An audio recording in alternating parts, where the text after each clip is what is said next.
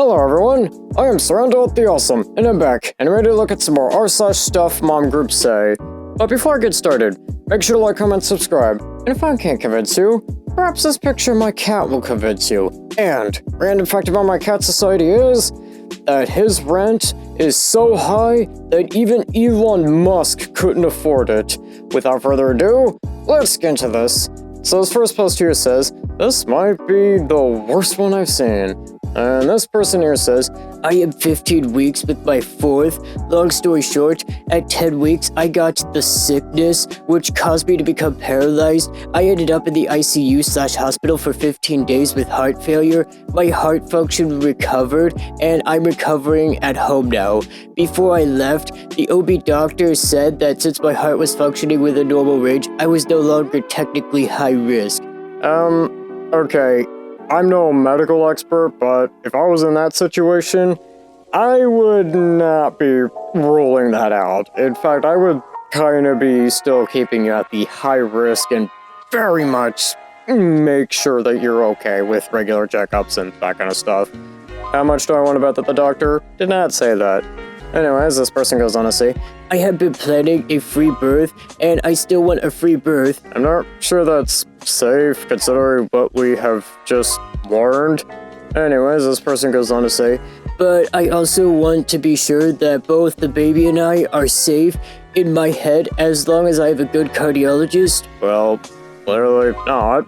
Anyways, this person goes on to say, "And take really good care of my body the rest of my pregnancy. I should be fine. My first 3 were home births with great midwife, but I moved states now, so she is not an option. I would love to hear your thoughts." Okay, I'm gonna probably give this like a 50 out of 50. I would maybe be pushing the doctor a lot more, just, for regular checkups. But that's just personally what I would say. And this next post here says, "Don't worry, I'm teaching my kids different beliefs are naughty and bad. Sorry, not sorry." And this person here says, "If you're telling your kids Santa is not real, and then they're telling my kids, don't worry, I'm telling my kids that your kids are bad and on the naughty list, so that's why Santa doesn't visit. Or you're stealing Santa's presents while the kids are asleep and saying that they're really from you, and that you are lying to them about Santa. Sorry, not sorry. Not ruining the magic for my kids." Okay, maybe don't need to go that far, but that's just what I would say. In all honesty, I kind of think the title of this post is kind of worse, or makes it sound worse than it actually is, and I'm gonna probably give this like, I don't know, a 35 out of 50. I probably would go with a less big approach than that. And this next post here says, "Christmas parties are no reason for kids to have sugar." And some context that OP has provided says, "This was in a mom group I'm in. So freaking controlling. Her poor daughter might end up with an ED in the future if her mom is losing it over a freaking Christmas/holiday party with sugary snacks." Anyways, this person here says, "Looking at the sign-up list for my daughter's Christmas party at school, and I just want to crawl out of my skin. Public school parents, how do you deal with the constant and incessant junk food that is offered to your kids on a weekly basis?" Well, banning it might be the wrong thing to do.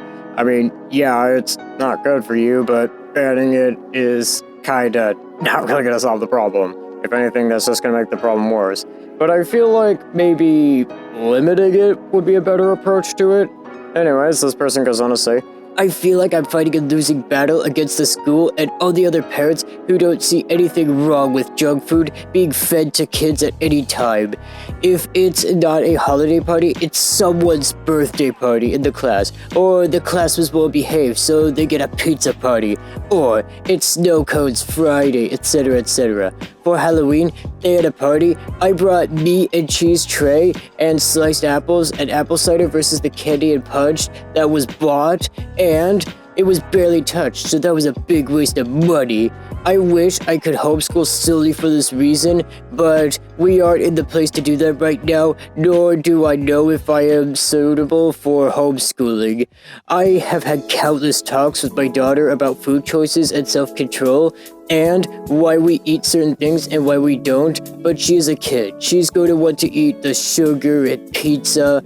I also don't like her feeling isolated from the rest of her peers all the time and not getting to join in on the enjoyment, in quotation marks, of whatever it is they are having. Okay, rant over. Just want to know if anyone can relate or if anyone has good tips for how to go about this. Okay, I think you're going way too far on the extreme, and I think you maybe need to cool it, and I'm gonna probably give this like a 45 out of 50. Please, calm down. I don't think your child has killed anybody, and I think you can live a little. And this next post here says, oh, that escalated quickly. Anyways, this person here says, question about how to deal with abusive/disrespectful playdates with destruction of my property. Apologies, this is a bit long. Some time ago now, I hosted a mom and her son, 2.5, and baby under a year along with my child. She did not enforce how we respect my home and allowed her son to jump super hard repeatedly on my couch and ripped out the stitching on the back of the couch for all 3 of the back cushions and cannot be fixed. I kept saying, hey, let's not jump on the couch, but we can all do the jumping on the Nugget play couch. She didn't back me up on this and kept asking me, is this okay? And allowing it to go on. It was so bizarre and upsetting. well, yeah, I think that's kind of a jerk thing for the other mom to not be enforcing your rules.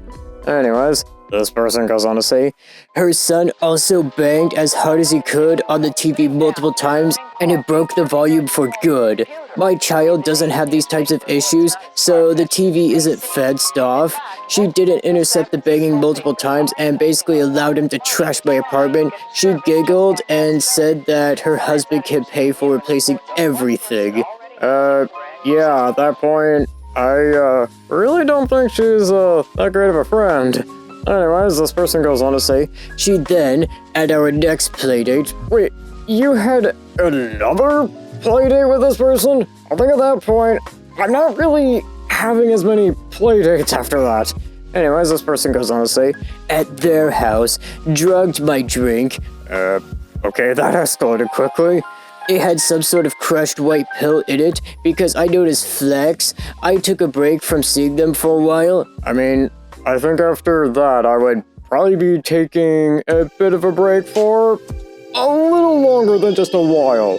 Probably for, the rest of eternity. Anyways, this person goes on to say, she then had some mental health emergencies and accused me of destroying her marriage.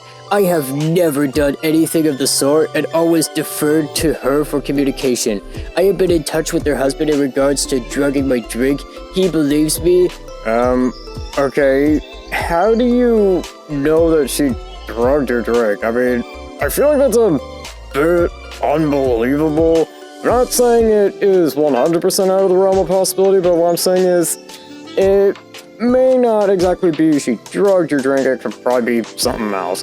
Anyways, this person goes on to say, and offered who he thinks she got the pills from.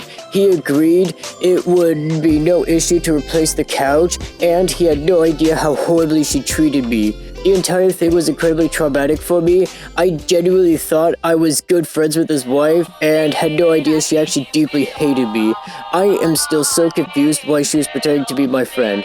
I tried not to reach out to them too much, but it's been about 4 weeks since the brief discussion about replacing the couch, and I am no longer getting any type of reply from them, and it seems like it's not going to happen with them ignoring me. Okay. I'm gonna probably give this, I don't know, a question mark out of 50. This just seems a little too unbelievable, and I am kind of skeptical that this happened. And I think with that, that's gonna do it for today. Don't forget to like, comment, subscribe, and I'll see you in the next one.